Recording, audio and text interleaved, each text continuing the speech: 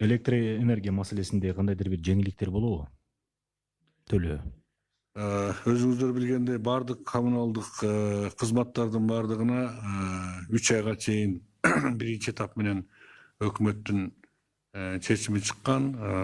Өчүрүү, анан кийин төлөнбөй калса алардын премиясын коюу, анан башка ушундай баягы элдин бүгүнкү кыйналып турган убагындагы турмушуна мындай оорду келтире турган маселелер болбосун үчүн ушул чечимдерди кабыл алынган.